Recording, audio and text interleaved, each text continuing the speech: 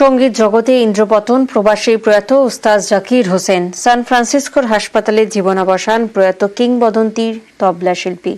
রক্তচাপ হৃদরোগে ভুগেই মৃত্যু বলে দাবি করছেন মার্কিন চিকিৎসকরা। প্রয়াত ওস্তাদ জাকির হোসেন ৭৩ বছর বয়সেই থামল তবলার জাদুকরের পথ চলা। প্রয়াত ওস্তাদ জাকির হোসেন রবিবার আমেরিকার সান ফ্রান্সিসকোর এক হাসপাতালে শিল্পীকে ভর্তি করানো হয়েছিল। হার্টের সমস্যা নিয়ে আইসিইউতে চিকিৎসাধীন ছিলেন শিল্পী। এদিন তবলার জাদুকরের অসুস্থতার খবর পেয়ে ভক্তরা উদ্বিগ্ন হয়ে পড়েন। তাঁর দ্রুত আরোগ্য কামনা করে সোশ্যাল মিডিয়ায় পোস্ট করতে থাকেন অনুরাগীরা। ১৯৮৮ সালে পদ্ম সম্মান পান কিংবদন্তি শিল্পী। ২০০২ সালে পদ্মভূষণ সম্মানে ভূষিত হন জাকির হোসেন। ১৯৯০ সালে সঙ্গীত নাটক একাডেমি সম্মান পান কিংবদন্তি শিল্পী। ২০২৩-এ পদ্মবিভূষণ সম্মান পান জাকির হোসেন। সঙ্গীত জগতে ইন্দ্রপতন বলা যেতেই পারে, কারণ অস্তাচলে ওস্তাদ প্রয়াত জাকির হোসেন। থামল তবলার তাল, শোকের ছায়া সঙ্গীতকুলে। হৃদযন্ত্রের সমস্যার জন্যই শিল্পীর শারীরিক পরিস্থিতির অবনতি হয়েছিল। ৭৩ বছর বয়সে চিরতরে পরলোকে যাত্রা করলেন ওস্তাদ জাকির হোসেন। প্রবাসী প্রয়াত ওস্তাদ জাকির হোসেন সান ফ্রান্সিসকোর হাসপাতালে জীবনাবসান ঘটে।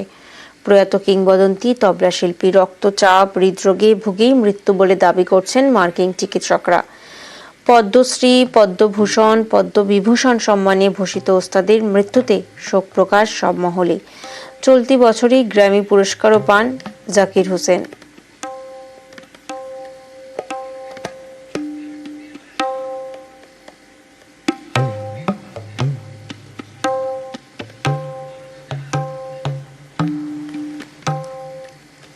প্রতিনিধি মানস এই মুহূর্তে আমাদের সঙ্গে রয়েছেন। মানস, প্রবাসী প্রয়াত হয়েছেন ওস্তাদ জাকির হোসেন এবং সঙ্গীত জগতে ইন্দ্রপতন বলা যেতেই পারে, কতটা ক্ষতি হলো? একদম প্রিয়াঙ্কা, আমরা শুরু থেকে যেটা বলে আসছি যে একটা নক্ষত্র পতন এবং অপূরণীয় ক্ষতি, এই ক্ষতির কিন্তু কোনো পূরণ হয় না। অর্থাৎ জাকির হোসেনের মতো শিল্পীদের বা এরকম কিংবদন্তি শিল্পীদের চলে যাওয়া কিন্তু অপূরণীয় ক্ষতি। এবং আমরা এই মৃত্যু সংবাদ আসার পর থেকে বিভিন্ন জনের সঙ্গে কথা বলছিলাম, যখন সন্ধ্যের পর থেকেই অগণিত ভক্ত অনুরাগীরা তখনও বিশ্বাস করতে পারছিলেন না। তারা তার আরোগ্য কামনা করছিলেন, তার সুস্থ হয়ে ফিরে আসা কামনা করছিলেন। তারপরেই যখন এই মৃত্যু সংবাদ এলো, আমরা কিন্তু যাদের সঙ্গে যোগাযোগ করেছি, কলকাতার বিভিন্ন শিল্পী বা ভারতে ছড়িয়ে ছিটিয়ে রয়েছে বিভিন্ন শিল্পী, তারা বলছেন যে ৭৩ বছরে জাকির হোসেনের চলে যাওয়াটা সত্যি মানে একটা যুগের অবসান। কিছুক্ষণ আগেই ধর্মমন্ত্রী শুক্লা, রাঘব চট্টোপাধ্যায় বা তিরাদা বন্দ্যোপাধ্যায় থেকে শুরু করে বিজেন্দ্র নারায়ণ মজুমদার সকলের সঙ্গে কথা হচ্ছিল। তারা বলছেন যে আমরা তার সান্নিধ্য পেয়েছি, তার জন্য আমরা ধন্য। মানে জাকির হোসেনের সঙ্গে আমরা এক মঞ্চে আমরা অনুষ্ঠান করেছি, আমরা তার সঙ্গে কথা বলেছি, আমরা তার সঙ্গে একসঙ্গে গান বাজনা হাসি ঠাট্টা অনেক কিছু আলোচনা হয়েছে। সুতরাং আমরা কিন্তু নিজেদের সৌভাগ্যবান মনে করি, কারণ আমরা সকলেই জানি যে প্রিয়াঙ্কা, যে তবলাবাদক জাকির হোসেনের জুড়ি মেলা ভার, এবং তিনি শুধুমাত্র একটা বলিষ্ঠ সঙ্গীত শিল্পী ছিলেন তাই নন, তিনি কিন্তু একটা ঘরানা তৈরি করেছিলেন। আমরা জানি যে তার ব্যান্ড শক্তি বলো বা তার সারা বিশ্বব্যাপী ছড়িয়ে থাকা অগণিত বিভিন্ন ভক্ত বলো, শিষ্য বলো যারা রয়েছেন, তাদের মাধ্যমে কিন্তু তিনি তৈরি করে দিয়েছেন যে তার এই যে শৈলী, তবলা বাজানোর যে শৈলী, সেটা যেন এক প্রজন্ম থেকে আরেক প্রজন্মের মধ্যে ছড়িয়ে পড়ে। আর ৭৩ বছর বয়সে এই সঙ্গীত শিল্পীর মানে এহেন প্রয়াণ কিন্তু আবারও বলবো যে একটা বিরাট বড় শূন্যস্থানের সৃষ্টি করেছে। সেই স্মৃতি সাধনা করছিলেন বিভিন্ন সঙ্গীত শিল্পীরা, এবং অনেকেই বলছেন যে তিনি শুধু পারফর্মার ছিলেন না, তিনি শুধু তবলা বাদক ছিলেন না, তিনি এক কথায় ভার্সেটাইল শিল্পী ছিলেন, কারণ তিনি সুর করেছেন, তিনি তুমি আমাদের সঙ্গে থাকো। এই মুহূর্তে আমরা যোগাযোগ করতে পেরেছি রাঘব চট্টোপাধ্যায়ের সঙ্গে। রাঘব বাবু, আমরা জানি যে মাত্র ৩ বছর বয়স থেকেই তবলা বাদক হিসেবে সফর শুরু করেন জাকির হোসেন, আর ৭৩ বছর বয়সেই থামল পথ চলা প্রয়াত জাকির হোসেন। কিভাবে মনে করছেন এই মুহূর্তে ওনাকে? আমাকে বিভিন্ন সময় বিভিন্ন চ্যানেলের সাথে কথা বলতে হচ্ছে, যেটা আমাদের পক্ষে খুব কষ্টের। আর সেই কথা, এরকম একজন মানুষ ভারতবর্ষের তবলা শুধু নয়, ক্লাসিক্যাল গান বাজনা থেকে শুরু করে লাইট মিউজিক, মিউজিক ডিরেকশন এবং fusion music, world percussion, everything ছিল ওনার কাছে একটা অন্য মাপায়ের, একটা অন্য মাত্রা। যেটাতেই হাত দিয়েছেন সেটাতে, মানে তবলা ছাড়াও বলছি, তবলা যে কি মাত্রা সেটা তো আমি বলার কেউ নেই। অনেক বিরাট বিরাট মানুষ ভারতবর্ষে রয়েছেন, আমি একজন সামান্য ওনার গুণমুগ্ধ শ্রোতা, একজন কি বলবো, একজন সঙ্গীতের ছাত্র হিসেবে বলতে পারি যে রবীন্দ্রনাথ বা লতা মঙ্গেশকর যেমন একজনই, ওস্তাদ জাকির হোসেনও একজনই। এটার ওনার চলে যাওয়াটা হয়তো আরো কিছুদিন থাকলে হয়তো আমরা আরো কিছু শুনতে, মানে কয়েক মাস আগেও ওনার বাজনা শুনেছি এবং প্রতি বছরই দু তিনটে করে কনসার্ট, আমরা কখনো লহরা, কখনো সঙ্গত। আমি অনেক ছোটবেলা থেকে ওনার বহু বাজনা শুনেছি এবং আমি যেহেতু ক্লাসিক্যাল মিউজিকেরই একজন ছাত্র, আমি সঙ্গীত রিসার্চ একাডেমিতে বহুবার ওনার সঙ্গে সময় আমার কেটেছে। যখন উনি বাড়াতে আসতেন, কখনো গ্রিন রুমে অনেক অনুষ্ঠানের আগে গ্রিন রুমে বসে, সবচেয়ে বড় কথা এত বড় মাপের একজন মানুষ, এত বড় একজন মাপের শিল্পী হয়েও ওনার মতন ডাউন টু আর্থ এবং অত্যন্ত শান্ত ভদ্র মানুষ, এবং এত মজা করতেন কথায় কথায়। এইরকম মানুষ আমি অন্তত আমার জীবনে খুবই কম দেখেছি। এই মানুষ, এইরকম মানুষ জন্মা, এই মানুষের গান বাজনা ছাড়াও তার কথাবার্তা, মানুষের সাথে মেলামেশা, সবকিছু ছিল একটা অন্য মাপের।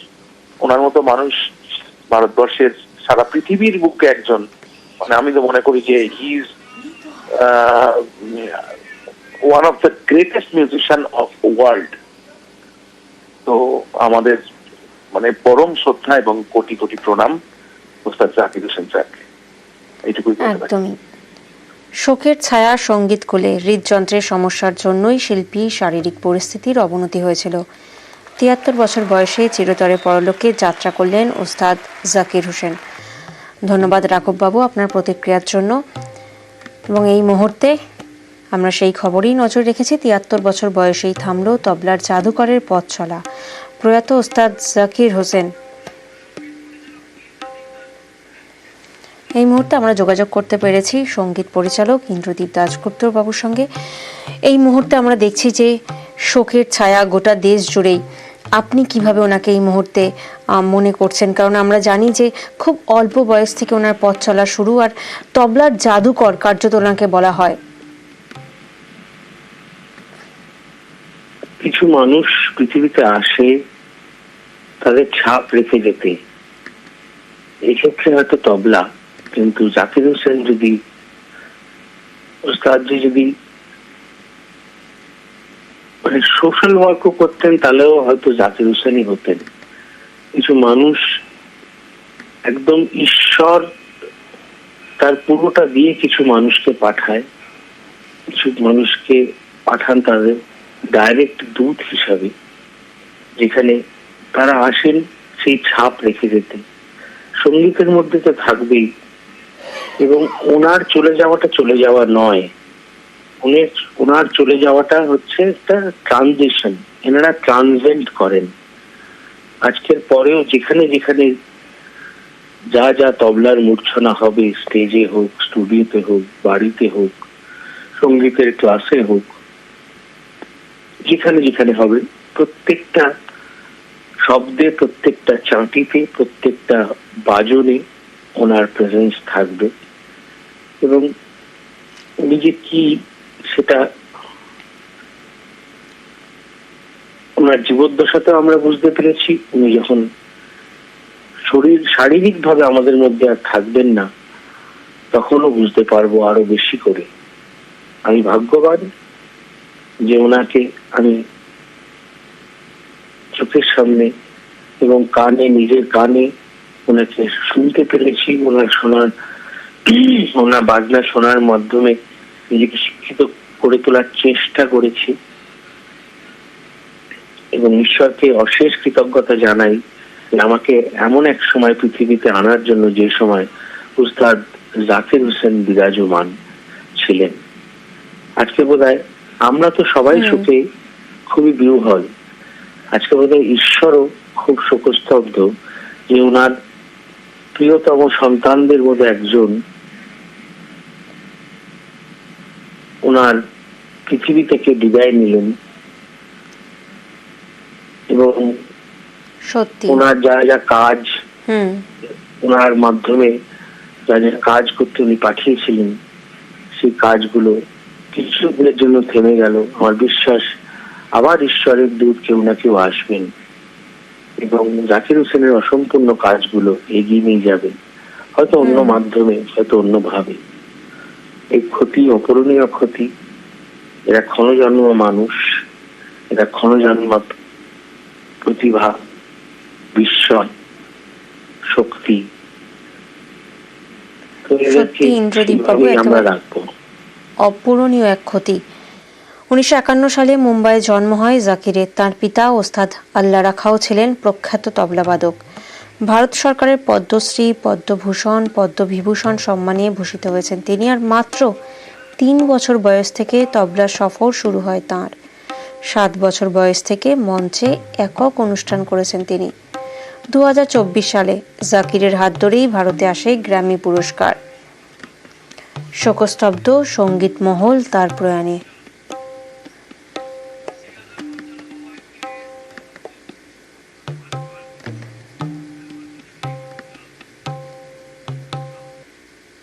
সত্যি ইন্দ্রপতন, ভাবতেই পারছি না, বিশ্বাস করতে মন চাইছে না একেবারেই।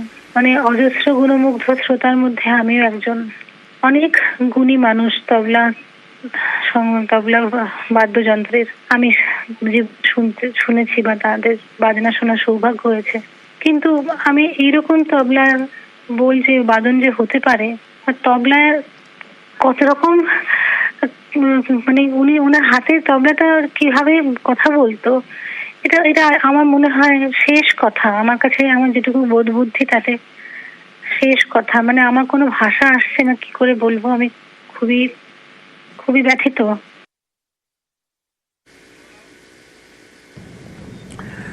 संगीत जगत का बहुत बड़ा नुकसान उस्ताद जाकिर हुसैन नहीं रहे। अभी 2 घंटे पहले मुझे पता लगा था कि उनकी तबीयत बहुत खराब है और हॉस्पिटल में है, क्रिटिकल है। उनके जाने का मुझे बहुत अफसोस है, सारी दुनिया को अफसोस है। हिंदुस्तान के एक प्राइड ऑफ कंट्री होते हैं ना, वो भी ऐसी थे कि हमारा हिंदुस्तान जब तबले का जिक्र होता है तो उनके नाम से जाना जाता है। मैं ईश्वर से प्रार्थना करता हूं उनको अपने चरणों में स्थान दें और उनके पूरे परिवार को इस दुख से लड़ने की शक्ति दें। শোকস্তব্ধ গোটা দেশ, শোকস্তব্ধ সঙ্গীত মহল। প্রয়াত ওস্তাদ জাকির হোসেন 73 বছর বয়সেই থামল তবলার জাদুকরের পথ চলা। প্রয়াত ওস্তাদ জাকির হোসেন। রবিবার আমেরিকার সান ফ্রান্সিসকোর এক হাসপাতালে শিল্পীকে ভর্তি করানো হয়েছিল। হার্টের সমস্যা ছিল, তাই তিনি আইসিইউতে চিকিৎসাধীন ছিলেন। তবে শেষ রক্ষা হলো না। এদিন তবলা জাদুকরের অসুস্থতার খবর পেয়ে ভক্তরা উদ্বিগ্ন হয়ে পড়েন। তাঁর দ্রুত আরোগ্য কামনা করে সোশ্যাল মিডিয়ায় পোস্ট করতে থাকেন অনুরাগীরা। জাকির হোসেনের মৃত্যুতে শোক প্রকাশ করলেন মুখ্যমন্ত্রী মমতা বন্দ্যোপাধ্যায়। কিংবদন্তি ও সর্বকালের সর্বশ্রেষ্ঠ তবলাবাদক ওস্তাদ জাকির হোসেনের প্রয়াণে গভীরভাবে মর্মাহত ও দুঃখিত। এক্স হ্যান্ডেলে পোস্ট করলেন মুখ্যমন্ত্রী মমতা বন্দ্যোপাধ্যায় মুখ্যমন্ত্রীর শোকবার্তা।